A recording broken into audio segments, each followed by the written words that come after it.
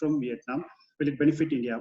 Do you think that companies shifting to Vietnam will re-evaluate their decision if India revises its customs policy? This is one.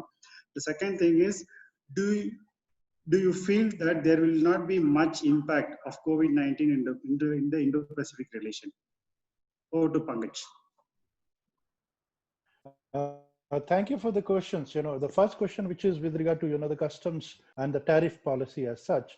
If you look into the backdrop and the background of this India-ASEAN free trade agreement itself, Vietnam literally coaxed us to give us the market, to give them the market economy status, and we abided by it because we have certain strategic and economic aspects interlinked with Vietnam itself.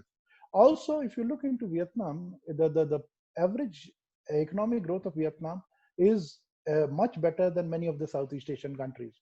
The literacy rate is quite high, and also if you look into, if I'm getting the same kind of iron ore from China and the same kind of iron ore from Vietnam, I would definitely want to purchase it from Vietnam, because then the economic coercion which might happen at one point of time might not be happening, because China might like to pull levers at some point of time.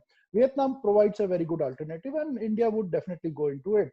The other aspect, which is that the negative list of items between India and Vietnam trade includes those items which are our important items for export itself, which includes coffee, which includes pepper, which includes all kinds of things which are much more which have a more farmer intensive things, and therefore the two countries are really abiding by it.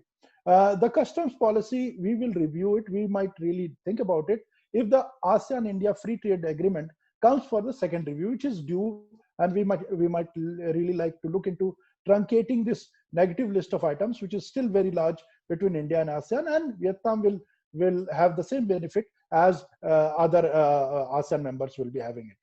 The question is whether, with regard to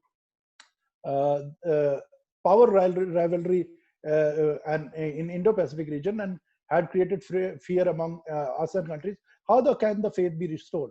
The problem with regard to, if you evaluate the South China Sea or development in East China Sea as such, China is flexing muscles and US is overconfident that it can fix it up.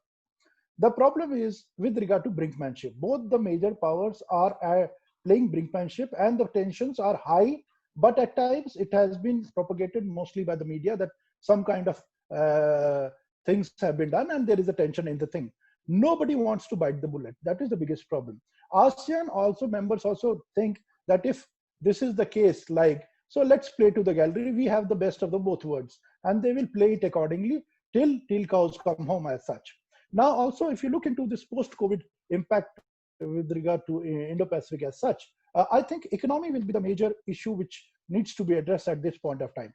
God forbid if US and China come to really locking horns in South China Sea, maybe the dynamics will change depending on who has more clout, more heft, and more influence in that